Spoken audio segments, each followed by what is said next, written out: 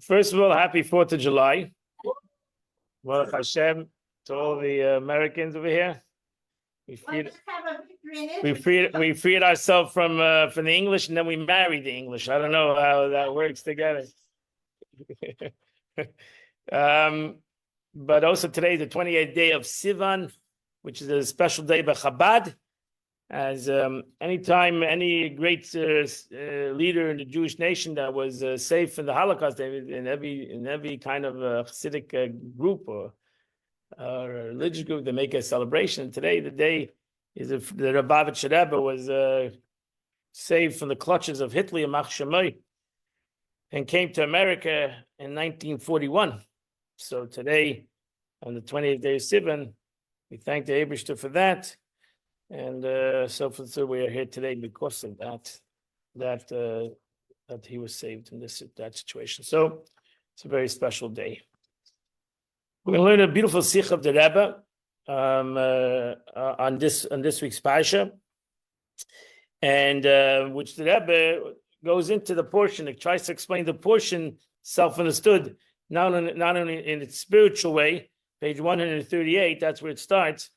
But also in its in the way it affects us today, and what we as Jews can learn from the story that happened thousands of years ago, written in the Torah. We know that the Torah is nitzchias, and everything that we learn in the Torah is something that the Torah is not a storybook, a story that happened with Korach and Moses, the story in the portion, but we need to learn something from it in our day-to-day life. So it's a beautiful concept over here. It actually does have to do with the situations that we live in and how we are to look at the way we should live in. And also, it's also connected. It's a plug to come and learn Chitas every morning and learn Tanya with us, because it's going to be brought up today, something that we are learning in the Tanya of the day. And every day that we learn Tanya at 8 a.m. on the Zoom, only on Zoom. Okay, so we're holding page 1 and what? Great place to be. Place to 8 a.m. 8 a.m. We are starting on page number 138. If you have the book, if you don't have the book, we're starting in the book of Numbers, chapter 16, verse number 3. The story of Korach. Korach is Moshe Rabbeinu's cousin, and Korach comes to challenge Moses. The first challenge of his leadership, of Moshe Rabbeinu's leadership, and Korach seemingly comes with a true test to Moshe Rabbeinu. It's a challenge to him that Moshe Rabbeinu in the Torah, you see, falls on his face. It's a challenge to the concept of leadership of Moshe Rabbeinu, and really the concept of leadership in general in the Jewish people, in the Jewish nation, as Moshe Rabbeinu was the first leader. Actually, we on Sukkot we celebrate the 7 Royim, the 7 leaders from the beginning of time. From Abraham, Moshe Rabbeinu was the 7th leader in the Jewish nation. But an aspect of leadership, after the giving of the Torah, Moses was the first leader of the Jewish nation, and leaders throughout history. All leaders had problems in history. A Jewish leader, usually you're going to have a problem. Right? Even secular leaders. What did Ben Gurion said to the president? I believe he said, "You're president of 300 million people. I'm a president of 5 million presidents." And every Jew is a president, and every Jew feels that he's equal importance. And the truth is that this was the complaint of Korach. So the Torah says as follows. Text number 1a, page 138, in the book of Numbers, chapter 16, verse number 3. And they gathered against Moshe and Aaron and said to them, "You take too much for yourself, too much power." Right? What's the expression? Power corrupts. Ultimate power is ultimate corruption. You take too much power for yourself. The entire congregation is holy. We're all Jews. Relax. And God is in our midst. We all were at Mount Sinai. We all believe in God. We don't need you. Thank you for your wonderful service. We'll give you a plaque. Go home. Retire. It's time to retire. Time to retire. Gig is a day. Yeah. Moshe already have appointed, sub leader. Yeah, but he was the goon. He was the main guy. So he said, you created sub leaders. You did a great job. We don't need to have Moshe Rabbeinu. It's time for you to retire. It's time for you to relax. You're already Kanai Nahari. You're 180. You're 80 years old. You're not a young guy. It's time for you to retire. Why do you raise yourself above God's people? What do we Moshe Rabbeinu? When are you their leader? You did a good job. You brought us to Matan Torah. Very good. We'll give you a watch. We'll give you a clock. We'll put your name on a building and Mount Sinai and fight. Time is to go on. Now, what's interesting is it's a good question. It's a good question. The question is, all Jews are great. We're all knowledgeable, and they were all knowledgeable people. It's not like they needed to have somebody teach them alabase. They all were there already. They were already 2 years in the desert. They were they sat and learned. They knew the Torah that was given. So why do we need Moshe Rabbeinu? Why do we need to have this concept of hierarchy in the Jewish people? A Kayan, a Levi, Israel, all Jews. A Jew is a Jew, and finished. I put up on Facebook yesterday. I said it says the Lubavitcher Rebbe said. The Lubavitcher says mistakenly people think there are the religious Jews and non-religious Jews. Don't just think, right? Jew is a Jew is a Jew. That's it. Globalism. This was the first globalism. Really, this was the first. We're all comrades. We're all part of the same team. Everybody's equal. There's no need for anybody to feel above another. It was a good question, and the bigger problem is that seemingly Moshe Rabbeinu doesn't answer this question. He goes into this whole thing of the Keteris. He goes into the whole thing of an incense, and they're gonna. But what is the answer about him? Seemingly Moshe Rabbeinu throws it on Aaron. The whole situation. Really, the challenge was Moshe Rabbeinu. The real ultimate challenge was Moshe Rabbeinu that he put Aaron into power. You have the power to make your brother. Who gave you that power? There should have been a vote. We should all come together and vote in who should be the next leader, whether it's leader of the tribe, whether it's the leader, Aaron, to lead the Jewish nation. We don't need you to tell anybody anymore anything. We'll do it as a group. And Moshe Rabbeinu does not answer that. Seemingly does not answer the question. So let's look at fights in democracy even then. Right, 100%. So it's like we said last week, it's for the people, by the people, and the people. Then let the people decide. That's it. Bring it back to the people.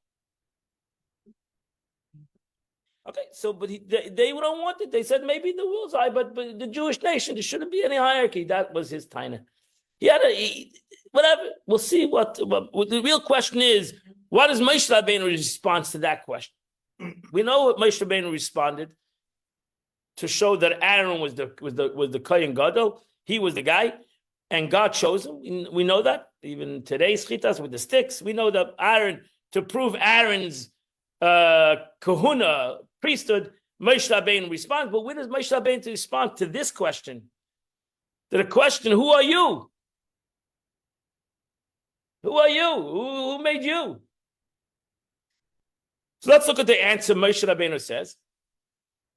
So Moshe Rabbeinu is in text number 1b, in page 138. We're still on the same page.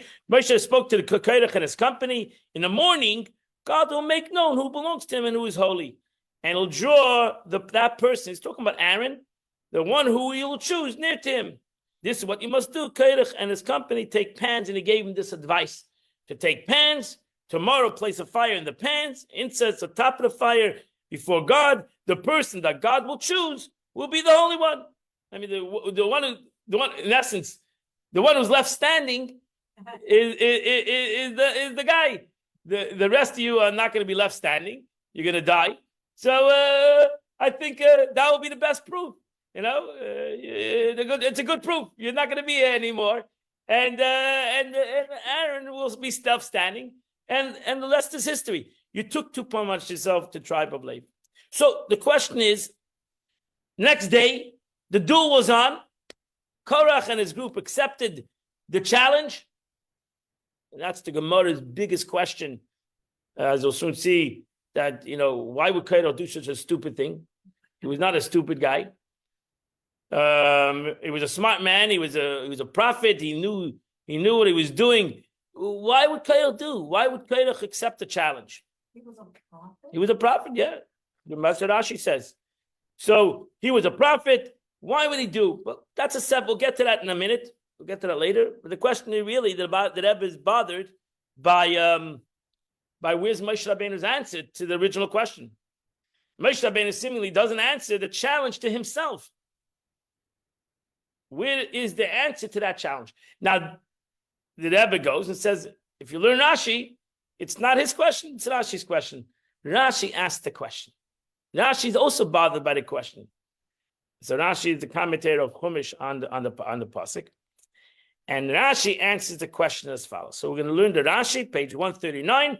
You have the Rashi, and the Rashi brings down a medrash. Rashi answers the question by bringing down a medrash. So this is Moshe Rabbeinu's answer. Rashi says Moses told them God demarcated boundaries in the world. Why did he tell them come tomorrow? That's really the question. Question Rashi's bothered. First of all, what's his answer? Number two is why tell them tomorrow? The question's right now. The question's right now. I ask you a question, you say come tomorrow. You don't know the answer to the question. Right. We have to go to sleep on the question. I asked you a question, answer the question. So Moshe Rabbeinu says, come tomorrow. Why did he say come tomorrow? So Rashi's bothered by that, and Rashi brings out a medrash. And Rashi says that Moshe Rabbeinu tells Korach that just like there's night and day in the world, come tomorrow. It's getting night now, right? There's night tonight, there's tomorrow's day. So you see, God created boundaries in the world. Night and day. God set boundaries with there was evening and there was morning. And God distinguished between the light and the darkness. Why is light? Why didn't God make it all day or all night? I don't know. I'd say better all day. Why didn't God make it all day? Yeah, it should be all day. Why do we need a night for? Right? It should be 24/7 light. That'd be great. Oh, no? Okay. Why did God do that? For orderly function, thank God that God did that. He wanted an orderly function in the world. You cannot mix it around. You can't decide, oh, you know what? Today I'm going to move day to be night and night to be day. As God separated life and darkness, so did he distinguish the Jews from other nations. As the verse states, I'll distinguish you from the nations to belong to me. Similarly, God distinguished Aaron from all other Jews. As the verse says, he distinguished Aaron to consecrate him, Holy of Holies. As you cannot undo the distinction between day and night, so can't you not undo this distinction. So there is Moshe Rabbeinu's answer. He uses Aaron still. He doesn't want to throw it on. He doesn't want to show. He doesn't want to respond about himself. Self-understood. Moshe Rabbeinu was an anav. He was humble. So he said, "You have any? Not that I'm Moshe Rabbeinu. Is the Eibush to make? Do you have any complaints? Go to God. I wasn't looking for the job. I'm not looking in any honor or anything from the job. As Moshe Rabbeinu says to God himself, I never took anything from anybody. Nobody paid me. This is a payless job. Nobody's paying me to do this. Nobody's thanking me. There's no gain. There's no financial gain in this whole job. And therefore, there's no personal gain to me. So this is why Moshe told him, in the morning, God will make you know. So that's Moshe Rabbeinu's answer. So here you have the answer that Moshe Rabbeinu did answer the question. You asked the question, we are all the same. I'm telling you that we're not all the same. There's Moshe Rabbeinu, I have my job. There's Aaron, he has his job. There's you have your job. And there is distinctions between one and another. And that's the answer that Moshe Rabbeinu answered to him. That's the answer to the question. That's the Rashi, yeah. Yeah, with me? You like the answer? You don't like the answer? You like the answer? It goes back to the hierarchy and everything. Right. In the animal kingdom, every. Okay. So the question is about it. We're not animals. So the animal kingdom might be there's a lion, correct? But even the lion knows you're not going to start up with the elephant. But the elephant in the room, right? You're not going to start up with the elephant in the room. I'm not gonna start up. So he might be the king of animals. But okay. So the question is, bring it down to us, to humans, and especially to the Jewish nation. Why is there need fire? I understand. Okay, so you answered. So Moses answered the question that there is hierarchy. There's a Moshe, there's a leader, there's Aaron, there's a Levites, there's a regular Jew. There's three in the Jewish nation. You have three kinds of Jews. You have a Kohanim, priests, Leviim, the Levites, Israelim, the simple. So there are different kinds of Jews. There are different kinds of in leadership too. So the question is why? Why do we need this? Why couldn't God have one Jewish nation, either make them all priests or make them all regular Jews? Why is there need? Is there a need of this guy? Why can't there be globalism? We're all one. We're all one. One nation under God, indivisible, right? All that expression. Why did God put it into the system that there is? And we know that God put it into the system because you look in the verse in Deuteronomy, text number 3a, page 140. We have this famous verse. We say it before Rosh Hashanah, which many of the sages say it goes on Rosh Hashanah when all Jews come to synagogue. It says, all you standing today before God, all of you, all the entire nation stands before God. But then it continues from the leaders of your tribes, your elders, your officers, and then it ends off all Jewish people. So here the pasuk in essence says there's a concept of all Jewish people as one, but then you have the leaders of your tribes, to your elders, to your officers, and it continues actually the verse in the from those who chop wood to those that draw water. And so there are in the Jewish people Roshechem, heads of tribes, leaders, and you have those that chop wood and water carriers in the Jewish nation too. But all of us are together. We all stand before God. So we have this duality in this situation. We have the singleism, what do you call the particular individualism, and then you have globalism. We're all Jews. We all stand before God, selfless before God. There's no difference between the leader and the water carrier. But within the nation, there is a difference between the leader and the water carrier. The leader should be the leader, and he shouldn't be the water carrier. And the water carrier shouldn't be the leader; he should be the water carrier. And he shouldn't feel that he's not worth his water carrying has no value. God made that infinitely clear when he told the Kohanim they have to empty the ashes of the fire. Okay. That they're nothing better, they're no greater than okay. anybody else. He could have assigned it to somebody. But the Rashi says on this pasuk itself, look how Rashi brings down the Medrash, text number 140. Rashi says the meaning of the verse, how does the verse itself put itself into these two concepts? Because really, if we're Kol Ish Yisrael, why didn't you mention anybody? Why didn't you mention different kinds of Jews? If it's Kol Ish Yisrael, we're standing before God. So therefore, Rashi says, even though I have appointed leaders, elders, and officers over you, you are all equal in my eyes. As the verse says, all the people of Israel.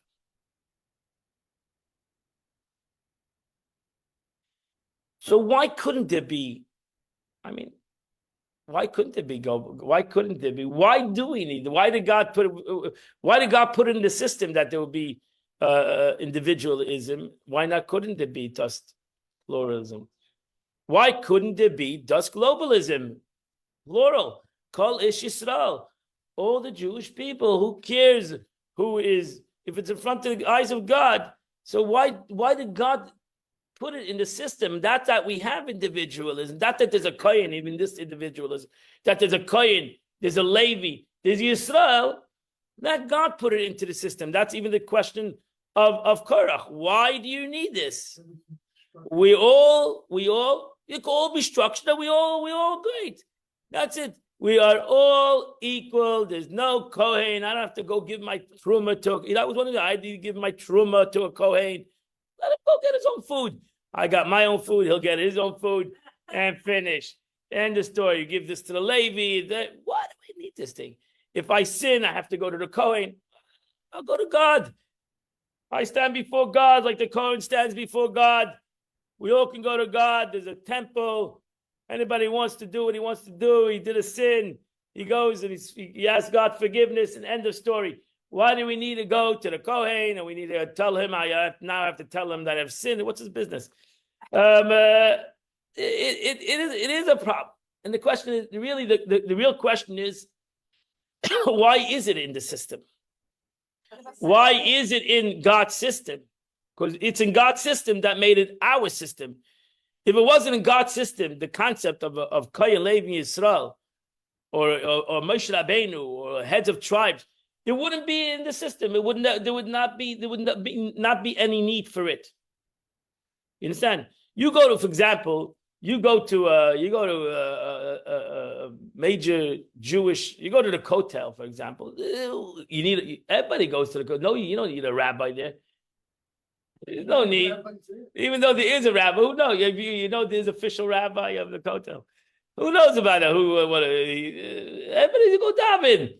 You go. If the beauty of the Kotel actually is, if you ever been there, like on a Friday night, if you ever go to Eretz, you should go to the Kotel on a Friday night, because that's a really beautiful time where thousands of Jews come together, men, women, children, and they're all davening there, different ways of davening. But there's no leader there. There's no formal kind of situation. It's just everybody's davening, and that's it. And everybody has their group, and everybody's davening. It's like one big beautiful child. It's one big beautiful situation, and it is a beautiful situation. Why? Because there's no formality. There's no conforming to any kind of a group situation. It's all just equal, and it's a beautiful thing. You go to a synagogue. Now you have to, this synagogue does this way, and that synagogue does that way, and the third synagogue does the other way. Which way do I like? Whatever. It comes more political and comes more strife. So why couldn't we have just one big mash, one big human unity? No, but here we must say that God put. We're blaming it on God in a way. That God put it in the system, and there has to be a reason why God put it. And we'll see in a second that this didn't start with the Jewish people. It actually started with the beginning of the world, the way the Eibishter wanted the world.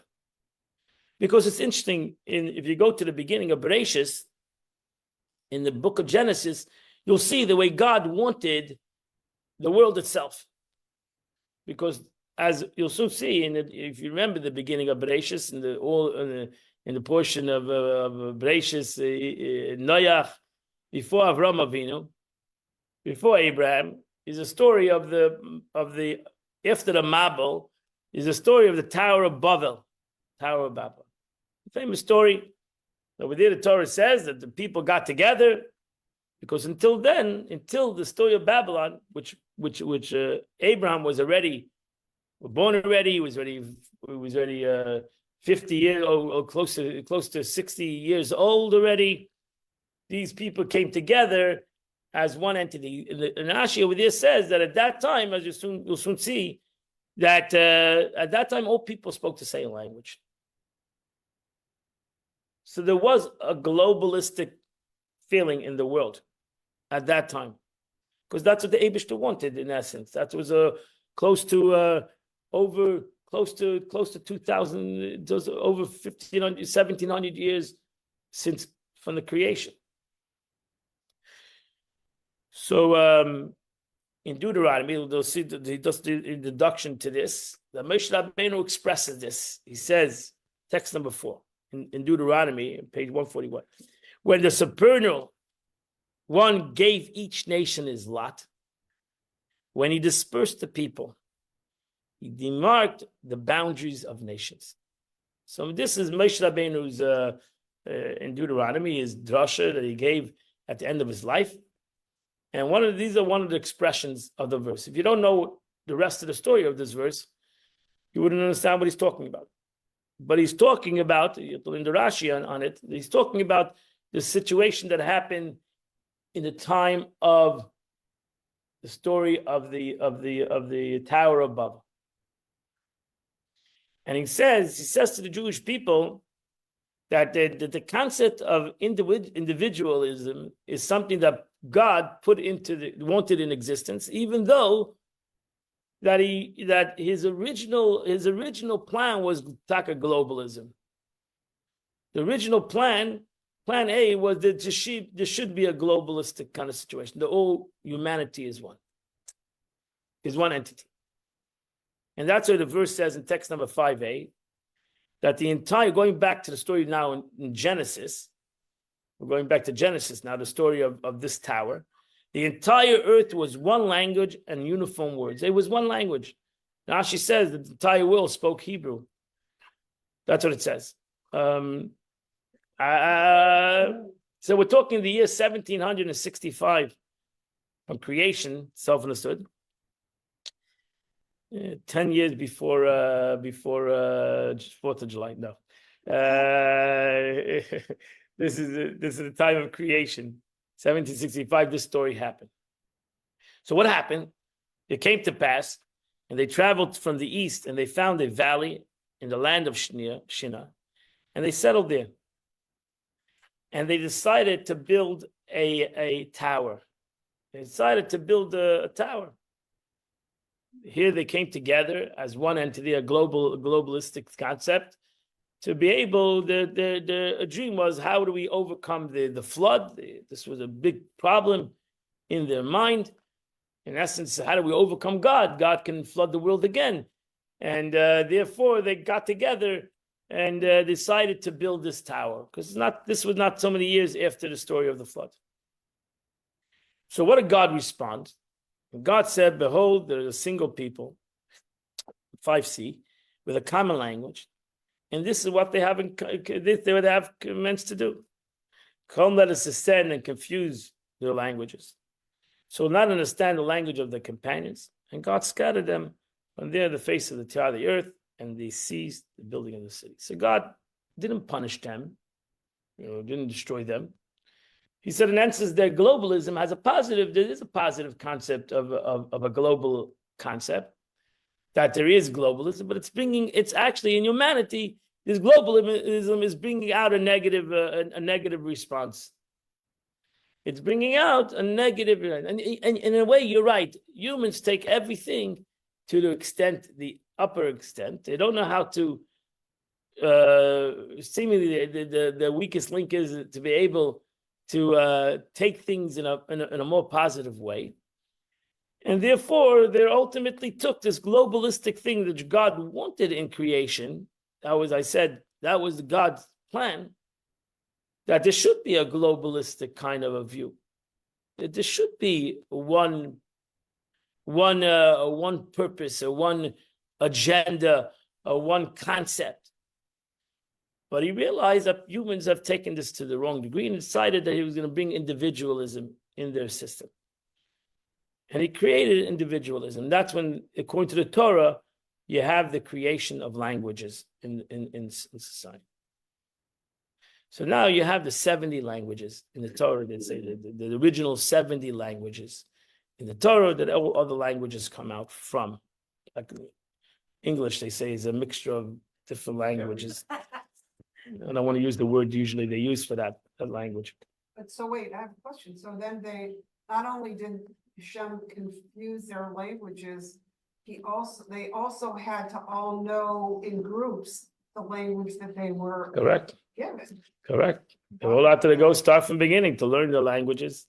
Did they know? And did they they just get struck being fluent? I wasn't there. I can't tell you exactly how it was.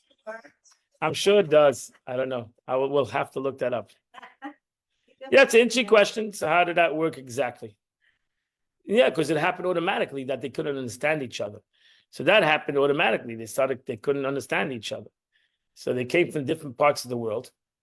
They did come from different parts of the world at that time. And they all spoke. And they all spoke Hebrew. That Rashi says. How you can look at Rashi. So they all spoke one language, Safa Achas. But my friends, that's the prophecy. Prophecy of Mashiach that come to the world. And the same verse we use, that the world will come to a Safa Achas, will come to one language. Now, I don't know if it means that everybody's going to talk Hebrew, but Safa Achas means they'll come to one language that will all speak a common language. And whatever it might be, actually, it means what the Sikha wants to bring out. That the Eibishter, after that story, after that, we're on the same page, right? Different languages, but on the same page. So here, that was the original idea of God, that there would be, and there's a positive thing in globalism, self-understood, unity, focus, no diversity, no jealousy. No. There's a lot of positive things in a globalistic kind of a universe. You know, All the borders of Europe. there's no what? No, we're in, right. But then that's the beauty of individualism. So you have the beauty of both. It is a problem with utopia. We come to a selfish kind of a life, and everybody's for themselves, and it's all about me. And that's where we live sometimes in a me kind of a world, because it's all about yourself. So that's the individualism. So we have this struggle in life between individualism and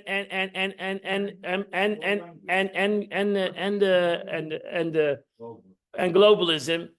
Not only has to do with language, because you have two Americans that speak English still have this struggle of understanding each other, because you have two different ideas. And the question is, can we bring two different ideas into the same place? Is there a possibility to have individualism? Is there a possibility to be a melting pot of individuals, and nevertheless to be global at the same moment, to have both of these ideas? And that was in essence his struggle. That was in essence the struggle. The struggle was that we are into a globalistic. That's why I will get to it in a second. But God gave us free choice. He gave us these humanistic approach, jealousy, anger. Right. Love. But jealousy automatically. Why am I jealous? Because I'm jealous because I feel somebody else taken away from my pot. Somebody else is dipping into my pot. If everybody would feel success on their own, or equal to anybody else, there wouldn't be jealousy. So that's why it says, like in heaven, there's no jealousy. It's one of the expressions. After 120 years, there's no jealousy. Even though there's millions upon millions of souls there, there's no jealousy in heaven. In heaven, everybody's happy.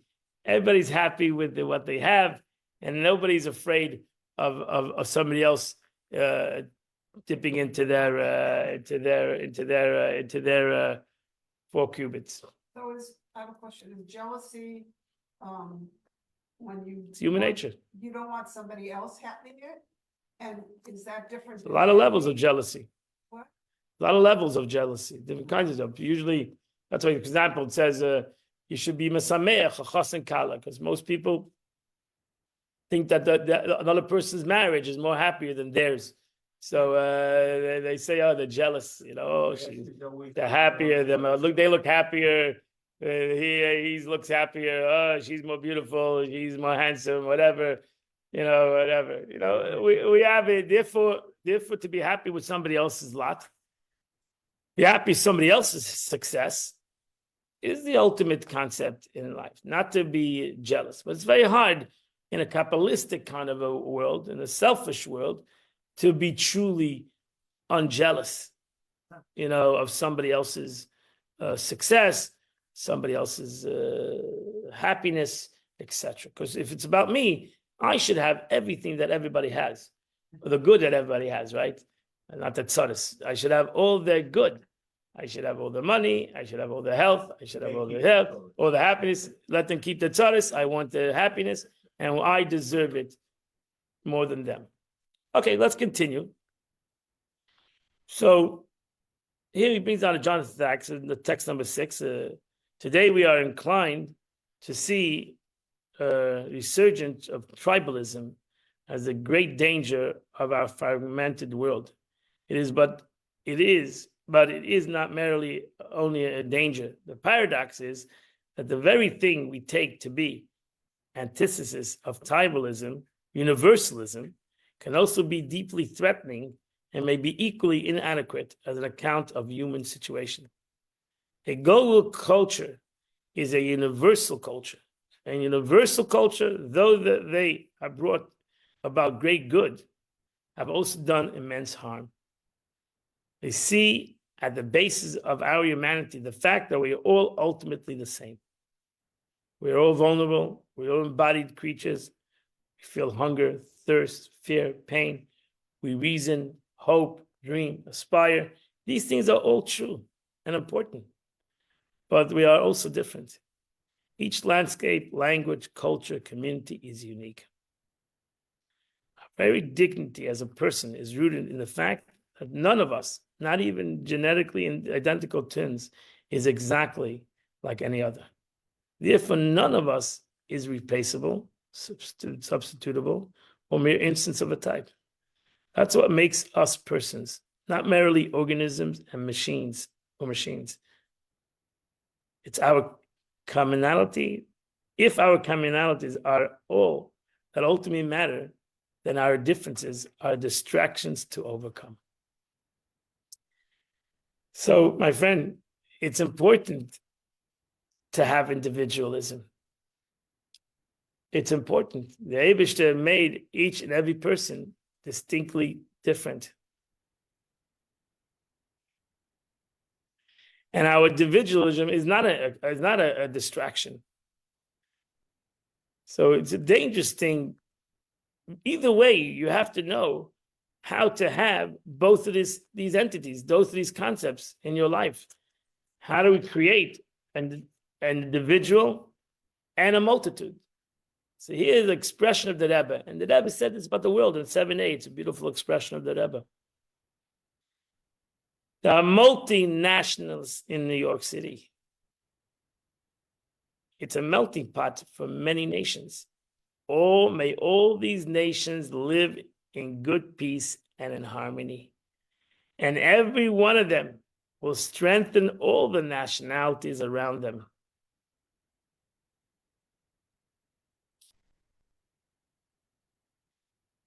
But that's why we struggle with this, even in New York City. We struggle with this thing because one nation feels a threat to another nation. One culture seemingly feels a threat to another culture. And that was Korach's problem. Korach felt that this is going to bring this concept in Judaism is going to bring that we have individualism. We have different groups. Is going to bring about destruction in fight and deceit and deceit and everything negative. We need to all be the same.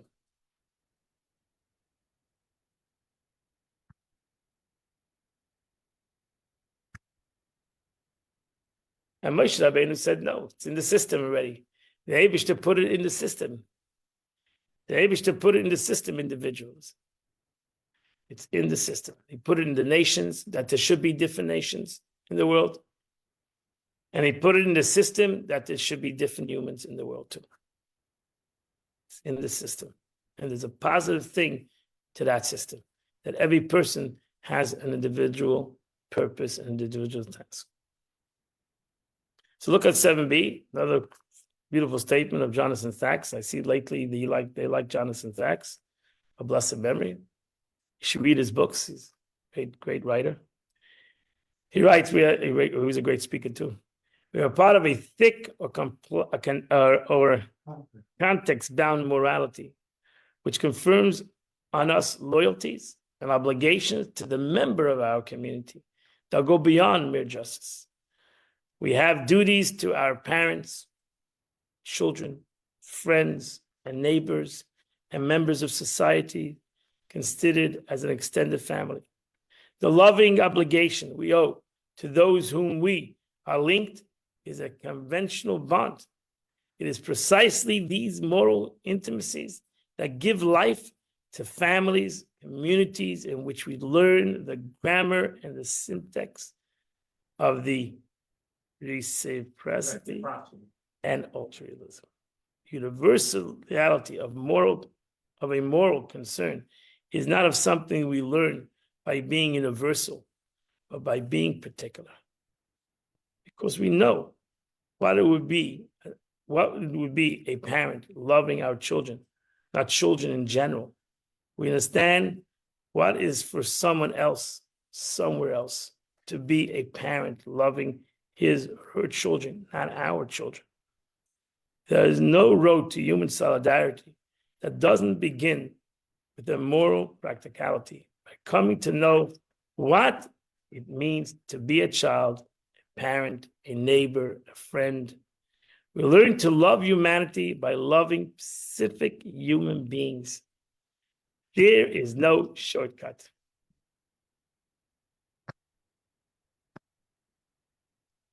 So what does it mean? That's why the verse says, "V'ahavta l'reyacha kamecha." You cannot know what it means to love somebody else if you don't know what it means to love yourself.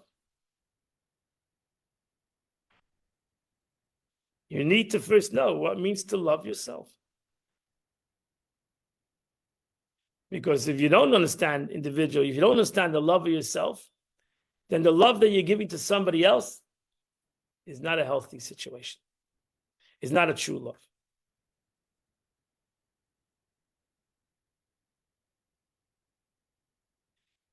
So in essence, the Eibishter put in the plan these two concepts in our lives.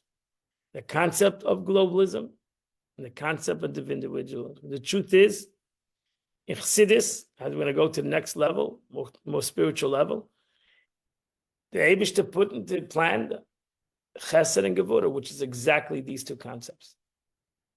Chesed, kindness, is open to all. Gevurah is selective.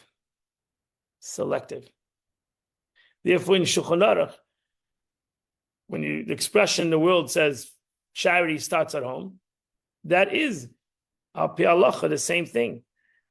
That your love starts at home. Starts with yourself, starts with your family, and it starts to grow from your love of your family to the love of your extended family, to the love of your extended tribe, to the love of the Jewish people, to the love of the world.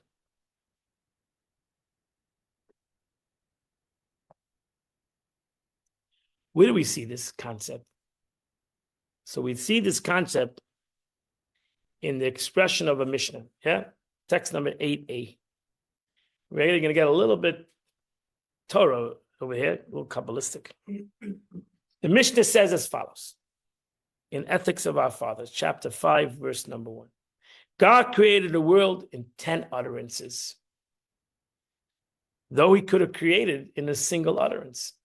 Why did God, who is infinite, need to create the world in 10 utterances? He could have said the world in one word, and the whole world would have been it. So the Gemara, the Mishnah asked the question, and the Mishnah answered the question. Why did God have to create the world in 10 utterances?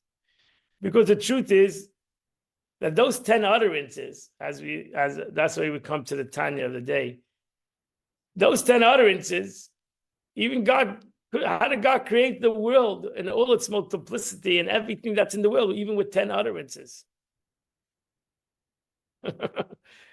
So how does the Tanya answer that question? That within these 10 utterances, you have millions and millions of different combinations. That's right. So you have, in essence, God created the world, could have created the world in one utterance, really.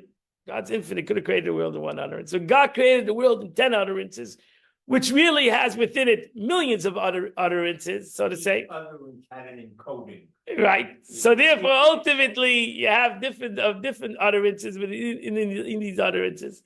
And therefore, ultimately, you have billions and billions of creations in this world. But God could have created one utterance. He could have done those billions of things with one utterance. And the answer is, because what God wanted, that the world should feel its difference. It's what? Its differences.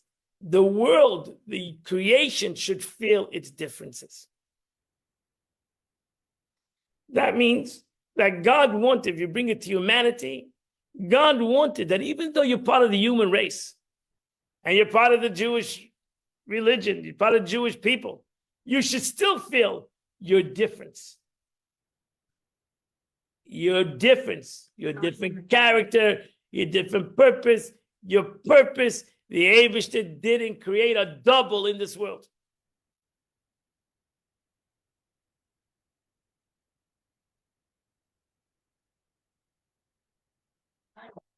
What? Hierarchy. So that's what the Alter Rebbe says. We learned this in the Tanya. The Alter Rebbe Shara Yichud Emunah, 8b. The word stone does not appear in the 10 utterances that are recorded in the Torah. You don't find the word stone. Never. Aleph Beis Nun, stone in Hebrew. Aleph Beis Nun. You don't find it. So how would this? And a lot of stones out there. How did the stone come in creation? If God created the world with 10 utterances, how did stones? Why are there so many stones? Nevertheless, the letters of these utterances form permutations and substitutions until the word stone is formed. This word constitutes the vivifying force of stone. The same is true in all created things.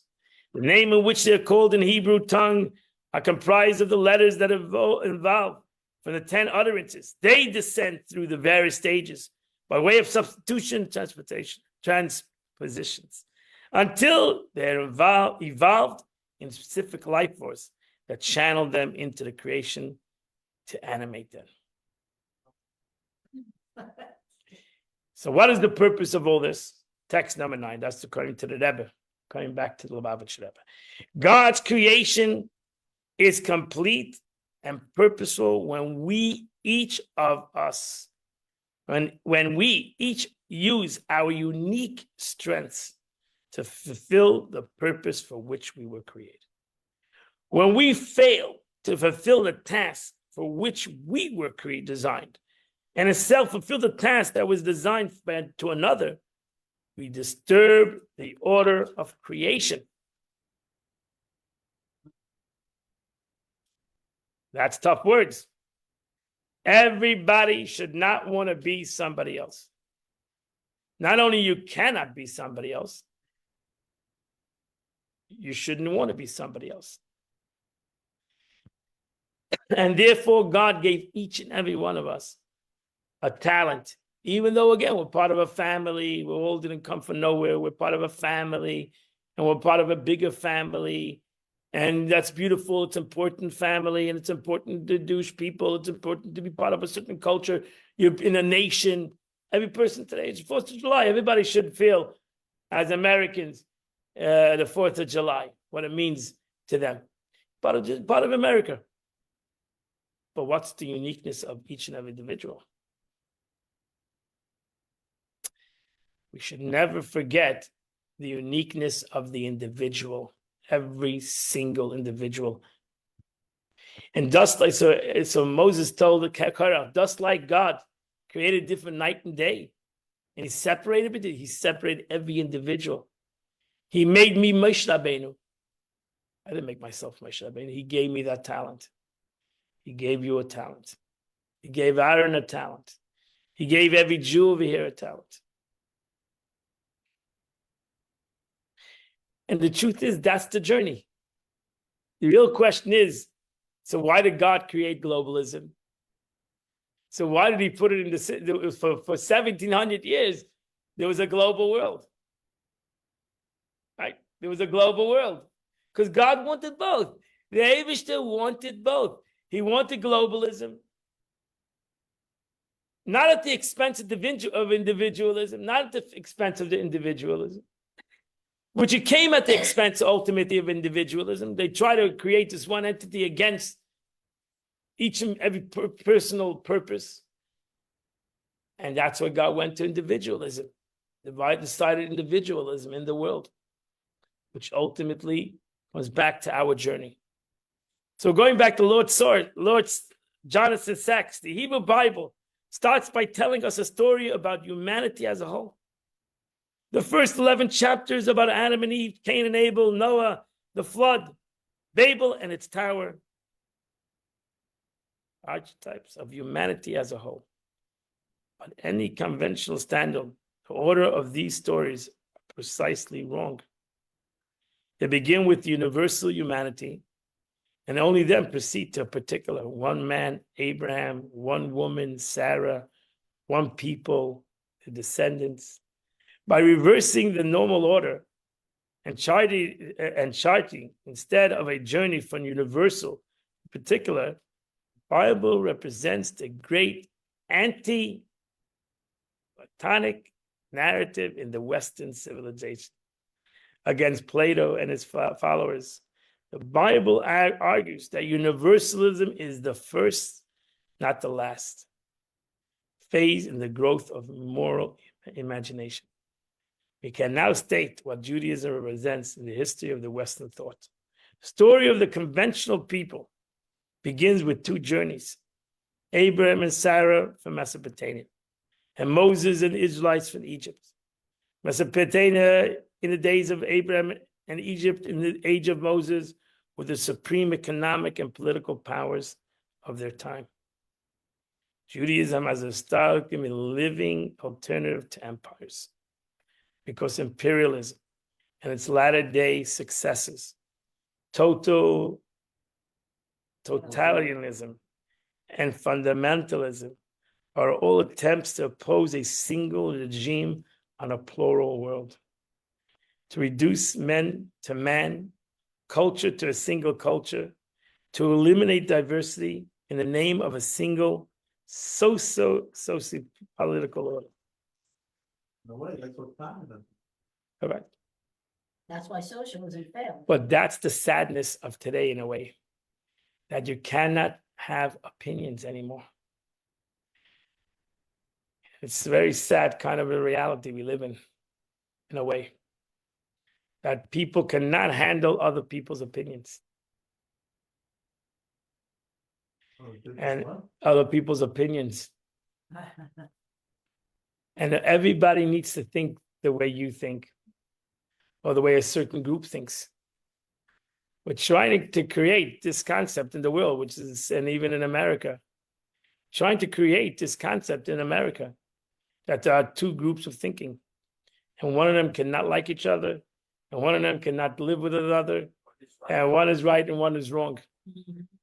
And it's not true. It's so untrue. I suppose. It's so sad. It's so sad that we cannot respect each other's opinions Value. and value it and give it some aspect of truth and some aspect of right. And we've come to that state. And it's just sad. That's when that's globalism. Everybody has to think this kind of way, and the other way is evil. And we even say the other way is evil. And it's sad. Sad.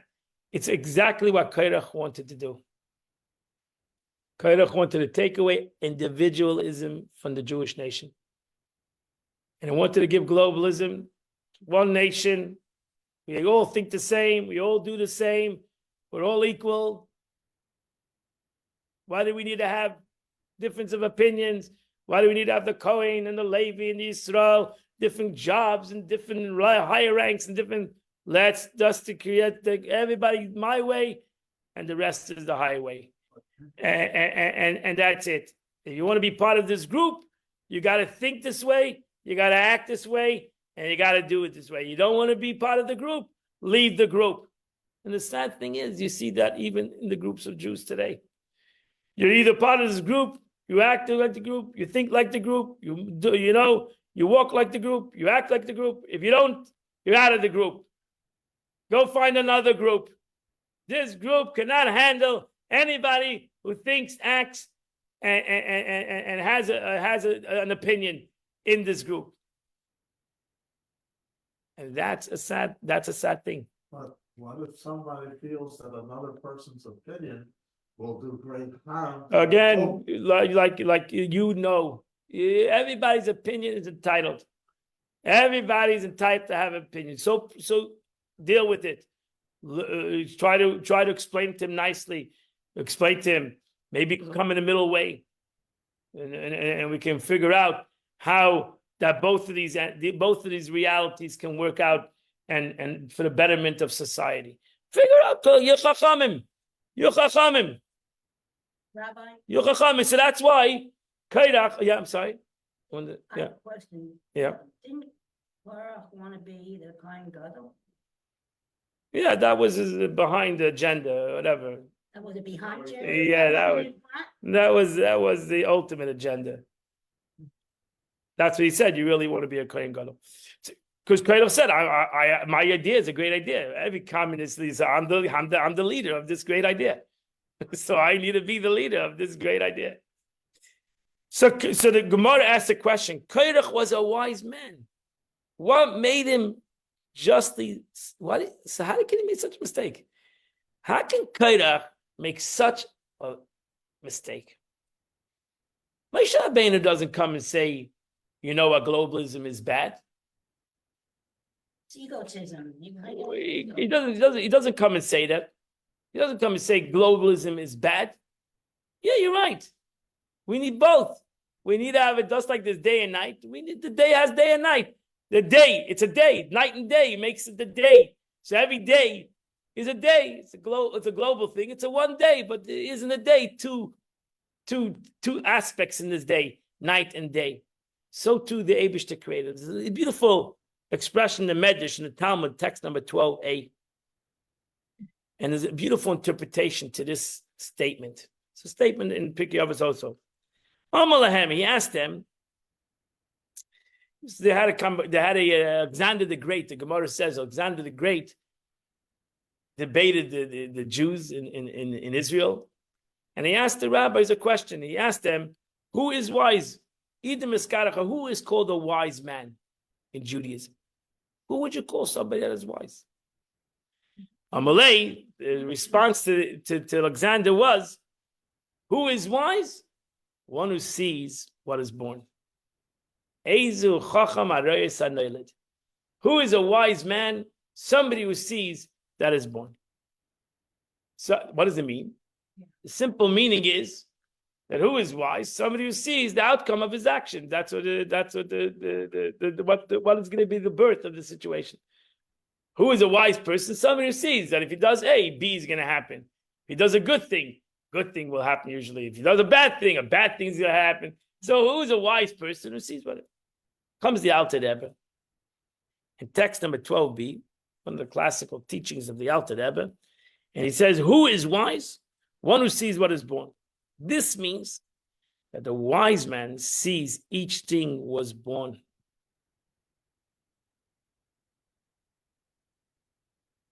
A wise man sees that everything comes from God. Everything is born. It's not something that comes from something. A wise man sees that everything comes from God. Therefore, it's not about him. It's about God. A wise man is truly humble because he sees that everything that happens in the world comes from HaKadosh Baruch. It has nothing really to do with him. He comes to see how each thing was born, brought into existence from a state of nothingness by the word of God. As the passage says, and with the breath of his mouth, all of their hosts were created. It follows that the heavens and the earth and all their hosts are utterly null within God's word and the breath of his mouth. They're literally nothing at all. Like the sun's ray is nullified in the brightness of the sun. We should not exclude ourselves from this principle. If it's the world at large, that everything in the world was created by God, myself, I was created by God too. For we too, our body, life, or spirit, and soul, were utterly nullified in the word of God. So that's what Alter Rebbe says. To be able to see that within God, to be able to see that within God, that we are all within God, that is a chacham. Ezu chacham arayis hanoilid. To be able to see, you ask the question, who is God? What is wisdom? Wisdom is to be able to see that everything comes from HaKadosh Baruch. Everything comes from God. All the opinions come from God. Everything comes from God. Everything. How come you have an opinion? Why do you have that opinion? You Parsha came up with that opinion. You have a certain character. You were born in a certain kind of a trait, whether you were analytical, critical, happy, whatever words you want to use. Who gave you that character? Gabish gave you that character. And he gave it to somebody else too.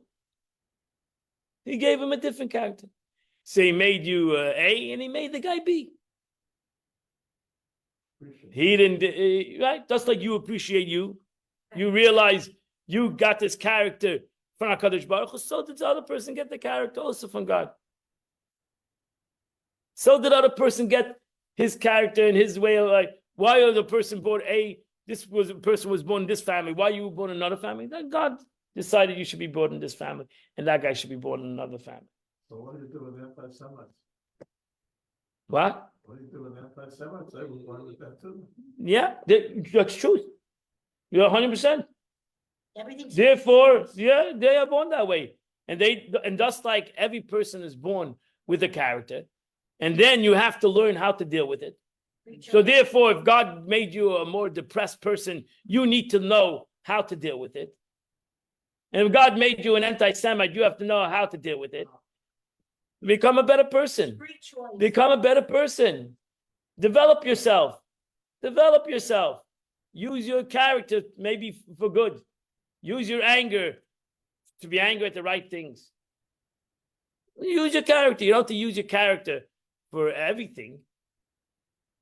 Right? A person is angry, an angry person. That's a character flaw. Who gave him anger? But he decided to be angry. The Eibishter gave us all the concept of anger. Some people have it more, some people have it less.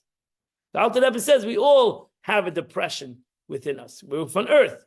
So all of us are depressed. Some people are more earthly, they're more depressed. Yeah. Some people are biologically less depressed. It's very hard to depress them. The more Teflon people, they don't really care. Yeah, more ruach. They have more ruach. They're more flighty people. Every person is an individual. And every person needs to take his character, his talent, and use it out. And realize that God gave it to him. And if God gave it to him, then God gave it to him for a reason. Then God gave it to him for a reason. So therefore, you're right. We have to, Jews have to learn how to respond to anti-Semitism.